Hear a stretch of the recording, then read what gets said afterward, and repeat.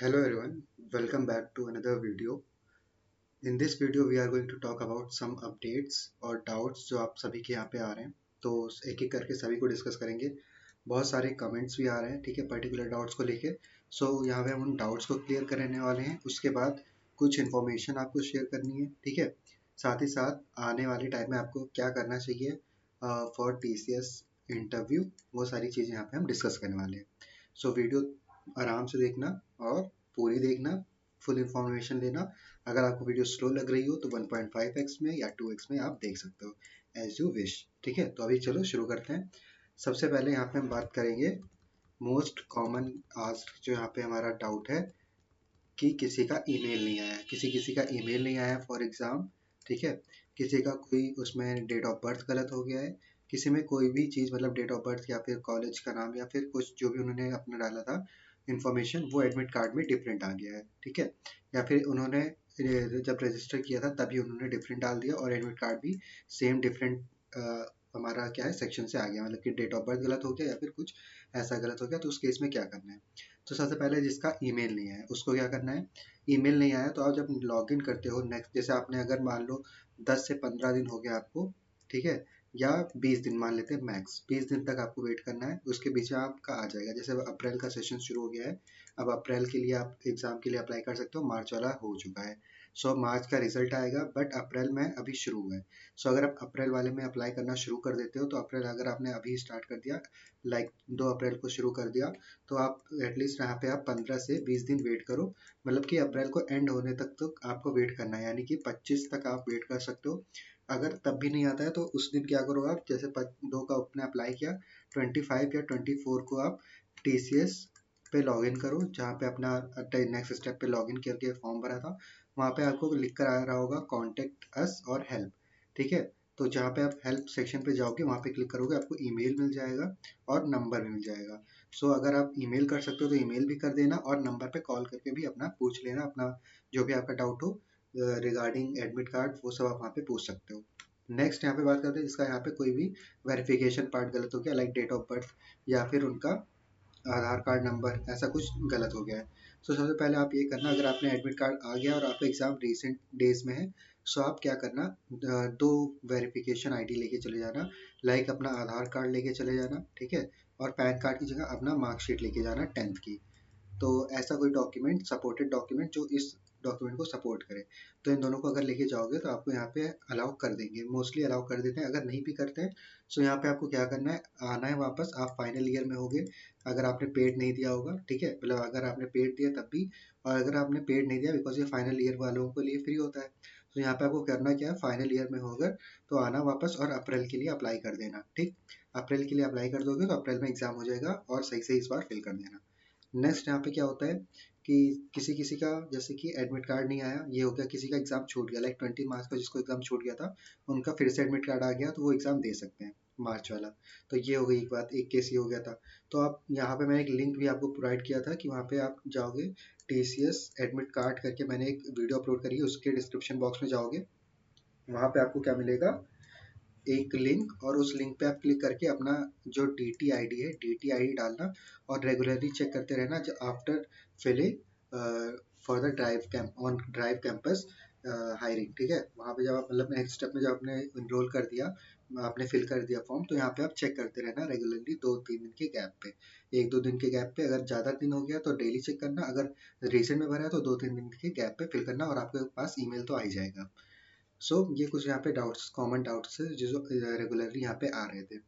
अब अगर किसी का ये इतना हो गया प्रॉब्लम, ठीक है, ये सॉल्व हो गया। नेक्स्ट यहाँ पे अब क्या बात है यहाँ पे कि लाइक किसी को अगर जिसने TCS का कोड बीटा का टेस्ट दिया था, TCS कोड बीटा का एक टेस्ट था हमारा 2024 में, नवंबर टू दिसंबर के बीच में, और उसके बाद यहाँ पे एक टैग टेस्ट हुआ था और उसके थ्रू जो हायरिंग हुई थी, उसमें क्या करना है। तो देखो यहाँ पे दो केसेस में यहाँ पे बन के आता है। एक तो हम मान लेते हैं कि आपने TCS टैग टेस्ट आपने इंटरव्यू तक दिया है, ठीक है, आपने इंटरव्यू तक यहाँ पे दिया और अभी आप यहाँ पे वेट कर रहे हो अपने रिजल्ट का, तो यहाँ पे हम वेटिंग मान लेते हैं। दूसरा केस मान लेते हैं कि आपने टैग टेस्ट का इंटरव्यू दिया और आपको यहाँ पे हायरिंग हो गई है, जैसे कि सबसे लोएस्ट यहाँ पे निंजा का है तो आपकी निंजा के लिए हायरिंग हो गई है। अब यहाँ पे दो सिनेरियो और बनते हैं, एक तो वेटिंग का हो गया, अब यहाँ पे एक निंजा। अब यहाँ पे एक तीसरा सिनेरियो क्या बनता है कि आपने टैग टेस्ट भी दे दिया, आपका इंटरव्यू के लिए कॉल आया था, आपने इंटरव्यू भी दे दिया, और साथ ही साथ यहाँ पे आपने टीसीएस एनक्यूटी के लिए अप्लाई किया था, और आपने एनक्यूटी के लिए भी फॉर्म अपना जो है भर के एग्ज़ाम दे दिया है, ठीक है। तो अभी यहाँ पे देखो, आपने इंटरव्यू दिया, यहाँ पे इंटरव्यू दिया है, इसका भी वेटिंग है और इसका भी वेटिंग है रिजल्ट। इसका आपका हायरिंग का यानी कि आप शॉर्टलिस्ट हुए, ये इसका यहाँ पे वेटिंग है, और यहाँ पे टीसीएस का रिजल्ट वेटिंग है। सो क्या करना है आपको, तो देखो सबसे पहले क्या करना, टीसीएस का अगर आपने टैग टेस्ट दे दिया, मतलब टैग टेस्ट दिया, इंटरव्यू दे दिया, तो इसके बाद अब आप फॉर्म नहीं भर पाओगे जो टीसीएस एनक्यूटी के लिए होता है, ठीक है। उसके लिए आप एलिजिबल नहीं हो अगर आपने टीसीएस इंटरव्यू दे दिया है through tag test. Code beta tag test हुआ था, जिसने दिया होगा उसको पता होगा। टैग टेस्ट अगर आपने दिया है और उसके बाद इंटरव्यू हो गया है, तो यहाँ पे आपको फिर से अप्लाई करने की ज़रूरत नहीं है अप्रैल के सेशन में टीसीएस एनक्यूटी के लिए, और आप अप्लाई कर भी नहीं पाओगे बिकॉज वहाँ पे एक आ जाएगा कूलिंग पीरियड करके, ठीक है। उसको कूलिंग पीरियड बोलते हैं, बट यहाँ पे लिखा क्या होगा, have you been reappeared or appeared in TCS hiring process within last 6 month और 3 months, ऐसा करके आएगा। उसमें आप अगर टिक कर दोगे तो आप ऑल दो वहाँ पे क्या हो जाएगा, ऑटोमेटिकली आप वहाँ पे एलिजिबल हो जाओगे, बिकॉज आपने ऑलरेडी इंटरव्यू दे दिया है, और हायरिंग सिर्फ यहाँ पे क्या हुई थी, प्राइम को छोड़ के निंजा और डिजिटल के लिए टैग टेस्ट के थ्रू हो रहा था। तो यहाँ पे आपको वो दो रोल यहाँ पे आपको ऑफर कर दिया जाएगा। नेक्स्ट यहाँ पे बात करते हैं, अगर ये दोनों ऑफर, अगर आपने इंटरव्यू दे दिया, बिकॉज इंटरव्यू तो वही होगा ना सेम, बिकॉज टीसीएस अगर इंटरव्यू ले रहा है निंजा के लिए या डिजिटल के लिए, सो जो यहाँ पे टीसीएस टैग के थ्रू जाएगा और टीसीएस एनक्यूटी के थ्रू जाएगा, वो दोनों इंटरव्यू तो सेम ही होगा, ठीक है। तो यहाँ पे इसलिए यहाँ पे इन्होंने अलाउ नहीं किया है, मतलब कि यहाँ पे आपको कूलिंग पीरियड दे दिया है, 3 से 6 महीने या 6 महीने का कूलिंग पीरियड है। तो उसके बाद फिर से आप अप्लाई कर सकते हो टीसीएस एनक्यूटी के लिए, लाइक अगर आने वाले सितंबर अक्टूबर में आप फिर से अप्लाई कर देना, बट यहाँ पे अभी आप एलिजिबल नहीं होगे। तो यहाँ पे कोई सिनेरियो नहीं बनता है टीसीएस के एनक्यूटी का रिजल्ट का वेट करने का। तो अभी आप यहाँ पे ऑफर लेटर का वेट करो, इंटरव्यू हो गया तो ऑफर लेटर का वेट करो बस। यहाँ पे दूसरा क्या केस है कि आपने इंटरव्यू दे दिया और यहाँ पे आपको निंजा मिल गया है। अब यहाँ पे ऑफर लेटर आ गया अगर आपका निंजा के लिए, अब आपको यहाँ पे क्या करना है, इसको अपग्रेड कराना है। तो अपग्रेड पे भी आते हैं थोड़ा सा भी, या आगे इस वाले को डिस्कस कर लेते हैं, उसके बाद यहाँ पे अपग्रेड का ऑप्शन मैंने नीचे रख रखा है, उसका थोड़ा सा डिटेल्ड प्रोसेस है। तो अपग्रेड के लिए वेट करो। यहाँ पे अब तीसरा केस ले लेते हैं कि आपने टीसीएस का जो था, आपने इंटरव्यू के यहाँ पे इंटरव्यू दे दिया, उसका रिजल्ट अभी आना बाकी है, यानी कि ऑफर लेटर आना बाकी है, और टीसीएस का भी एनक्यूटी का रिजल्ट का ऑफर लेटर आना बाकी है। सो इस सिनेरियो में क्या करना है, तो सिंपल सा कुछ नहीं करना, वेट करो, टीसीएस का रिजल्ट का वेट करो, और यहाँ पे साथ साथ आप यहाँ पे अगर आपने डिजिटल के लिए आपका ऑफर लेटर आना है तो डिजिटल के लिए वेट करो, निंजा का आना है तो निंजा के लिए वेट करो, और टीसीएस में रिजल्ट का वेट करो। रिजल्ट जैसा आता है, तो रिजल्ट आप जिस तरीके से, अगर आपका प्राइम के लिए आता है, डिजिटल के लिए आता है इंटरव्यू ईमेल पे, तो उस तरह से आप प्रिपेयर करके चले जाना। अगर यहाँ पे दोनों में से जो जिसमें ज़्यादा आपको पैकेज मिल रहा हो उसमें आप जा सकते हो, बिकॉज यहाँ पे आपका रिजल्ट वेटिंग में था, आपने टीसीएस एनक्यूटी भी दे दिया, तो इसलिए आप यहाँ पे एलिजिबल हो, बिकॉज इंटरव्यू से पहले ही आपने टीसीएस एनक्यूटी का एग्जाम दे दिया। इस केस में क्या था, टीसीएस एनक्यूटी का आपने एग्जाम बाद में दिया, आपका इंटरव्यू पहले हो गया, सो इसलिए यहाँ पे आप एलिजिबल नहीं होगे। नेक्स्ट अब बात कर लेते हैं अपग्रेड वाले का, ठीक है। सो अपग्रेड में आपको क्या करना है, सिंपल कुछ यहाँ पे मैंने पॉइंट्स लिख रखे हैं, उसको आपको ध्यान में रखना है। वो पॉइंट्स क्या है यहाँ पे, ठीक है। सो देखो यहाँ पे टीसीएस क्या करता है, कुछ हायरिंग करने के लिए 3 मेथड्स यहाँ पे आपको बताए गए हैं। डिजिटल कैपेबिलिटी असेसमेंट एग्जाम, ठीक है, ये मोस्ट कॉमन है। यहाँ पे एलिजिबिलिटी देख लो क्या है, typically Ninja candidates with good performance in training और प्रोजेक्ट। तो जब आपका ऑफर लेटर आ जाएगा, सो आपको यहाँ पे क्या करना है, अच्छे से अपना काम को परफॉर्म करना है ऑफिस में। तो उसके थ्रू आपको यहाँ पे क्या होगा, डीसीए का एक एग्जाम होता है। सो इस डीसीए क्या होता है, टीसीएस क्या करेगा, आपको ईमेल इनवाइट करेगा डीसीए एग्जाम के लिए। उस एग्जाम में आपको क्या करना होगा, आपका कोडिंग एप्टीट्यूड और एडवांस टेक्निकल कॉन्सेप्ट्स को टेस्ट करेगा। उसके बाद अगर आप डीसीए में शॉर्टलिस्ट हो जाते हो तो आपका डिजिटल का लिए इंटरव्यू होगा, यानी कि निंजा के लिए आपका डिजिटल का इंटरव्यू होगा, जिसका पैकेज 7 LP होगा। दूसरा मेथड यहाँ पे क्या है, इंटरनल परफॉर्मेंस बेस्ड अपग्रेड। इसमें क्या है, outstanding performance in your project और डोमेन। तो जो भी आपको डोमेन मिला है उसमें आपने बहुत अच्छा परफॉर्म कर दिया, तो आपको इंटरनली क्या कर दिया जाएगा, निंजा है तो डिजिटल के लिए, और डिजिटल है तो प्राइम के लिए अपग्रेड कर दिया जाएगा। तो ये बेस्ड आपका करता है डायरेक्टली किस पे, तो मैनेजर पे, ठीक है, और वो रिकमेंड करता है या नहीं, तो उस पर आपका मतलब ये टोटल आपका क्या है, जैसे कि स्कूल में आप हो, ठीक है, तो टीचर्स का फेवरेट बनना पड़ता है, सेम काम यहाँ पे आपको सेकंड वाले में करना है। तो ये वाली चीज़ यहाँ पे समझ लो। नेक्स्ट यहाँ पे हैकाथॉन और इंटरनल कॉम्पिटिशन्स, जैसे कि टीसीएस कोड बीटा, टीसीएस हैकक्वेस्ट, और ये सारे चैलेंजेस हैं। अगर आपको मिल गया है ऑफर लेटर, सो आप इन चैलेंजेस का वेट करो, जब आएगा तो यहाँ पे आप अपॉर्चुनिटी ढूंढना और अच्छे से परफॉर्म करना, उसके थ्रू आपको डिजिटल और प्राइम के लिए ऑफर आ जाएगा।